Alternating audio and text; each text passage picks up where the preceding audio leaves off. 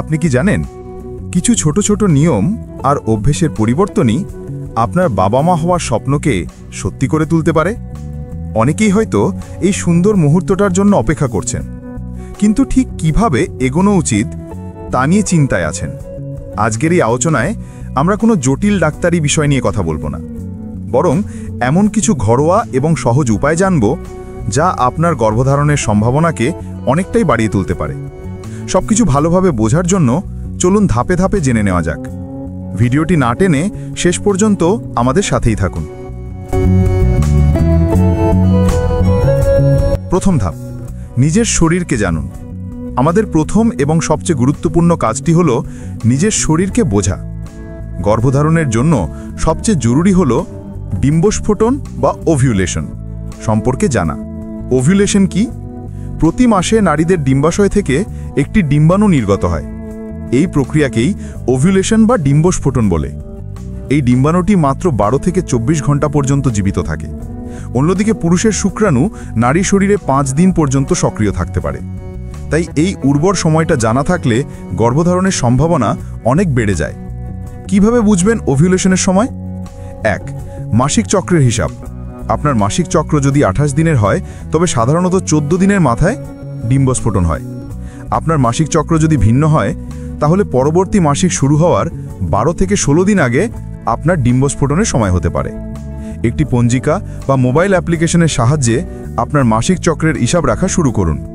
2. শারীরিক লক্ষণ। ডিম্বস্ফোটনের সময় শরীরের তাপমাত্রা কিছুটা বেড়ে যায় এবং যোনিস্রাব পাতলা, স্বচ্ছ ও পিচ্ছিল হয়ে ওঠে। ডিম্বস্ফোটন নির্ণায়ক কিট। বাজারে ডিম্বস্ফোটন নির্ণায়ক কিট পাওয়া যায়, যা ব্যবহার করে আপনি সহজেই আপনার সবচেয়ে উর্বর সময়টা জানতে পারবেন। দ্বিতীয় ধাপ, স্বাস্থ্যকর জীবনযাত্রা। গর্ভধারণের জন্য শরীরকে প্রস্তুত করতে একটি স্বাস্থ্যকর জীবনযাত্রা অত্যন্ত জরুরি। স্বাস্থ্যকর খাবার। আপনার প্রতিদিনের খাদ্য তালিকায় রাখুন প্রচুর সবুজ শাকসবজি, ফল, ডাল, বাদাম এবং বীজ জাতীয় খাবার। পালং শাক, ব্রোকলি, অ্যাভোকাডো, কলা, ডিম এবং সামুদ্রিক মাছ উর্বরতা বাড়াতে সাহায্য করে। এই খাবারগুলো শরীরকে প্রয়োজনীয় ভিটামিন ও খনিজ পদার্থ যোগায়, যা এড়িয়ে চলবেন।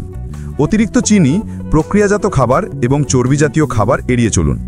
ক্যাফেইন অর্থাৎ চা বা কফি পান করার পরিমাণও কমিয়ে আনুন। দিনে 2 কাপের বেশি কফি পান না করাই ভালো। সঠিক ওজন বজায় রাখুন। অতিরিক্ত ওজন বা খুব কম ওজন দুটোই হরমোনের ভারসাম্য নষ্ট করতে পারে এবং গর্ভধারণে সমস্যা তৈরি করতে পারে। তাই আপনার উচ্চতা অনুযায়ী সঠিক ওজন বজায় রাখার চেষ্টা করুন। নিয়মিত হালকা ব্যায়াম। খুব বেশি ভারী ব্যায়াম অনেক সময় ডিম্বস্ফোটনে বাধা দিতে পারে। তাই সপ্তাহে 5 দিন 30 মিনিট করে হাঁটা, যোগব্যায়াম বা হালকা কার্ডিও করতে পারেন। এটি আপনাকে সক্রিয় রাখবে এবং মানসিক চাপ কমাতেও সাহায্য করবে। মানসিক চাপ মুক্ত থাকুন। গর্ভধারণের চেষ্টা করার সময় অনেকেই মানসিক চাপে ভোগেন, যা হরমোনের ওপর খারাপ প্রভাব ফেলে। তাই নিজেকে চিন্তামুক্ত রাখুন। গান শুনুন, ভালো বই পড়ুন বা নিজের পছন্দের কোনো কাজ করুন। বদ অভ্যেস ত্যাগ করুন। ধূমপান এবং মদ্যপান নারী ও পুরুষ উভয়েরই উর্বরতা কমিয়ে দেয়। তাই এই অভ্যেসগুলো যত তাড়াতাড়ি সম্ভব ত্যাগ করুন। আপনাদের ছোট্ট একটি গল্প শোনাই। আমার পরিচিত এক দম্পতির কথা বলি।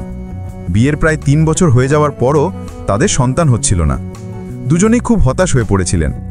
ডাক্তারের কাছে যাওয়ার পর তারা জানতে পারলেন যে তাদের বড় কোনো শারীরিক সমস্যা নেই।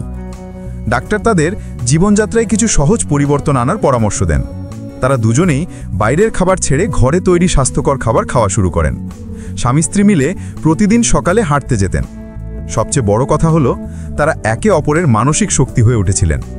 মাসিক চক্রের হিসাব রেখে সঠিক সময় চেষ্টা চালিয়ে যাওয়ার প্রায় 6 মাস পরেই তারা সুখবরটি পান। এই গল্পটা বলার কারণ হলো অনেক সময় বড় কোনো চিকিৎসার প্রয়োজন হয় না। শুধু ধৈর্য, সঠিক নিয়ম মেনে চলা এবং ইতিবাচক মনোভাবই আপনার স্বপ্ন পূরণ করতে পারে। তবে যদি 1 বছর বা তার বেশি সময় ধরে চেষ্টার পরেও সফলতা না আসে, তাহলে অবশ্যই একজন বিশেষজ্ঞ ডাক্তারের পরামর্শ নিন। আশা করি আজকের আলোচনাটি আপনাদের ভালো লেগেছে। আপনার মনে কোনো প্রশ্ন থাকলে কমেন্ট বিভাগে জানাতে পারেন। সবাই ভালো থাকবেন, সুস্থ থাকবেন। ধন্যবাদ।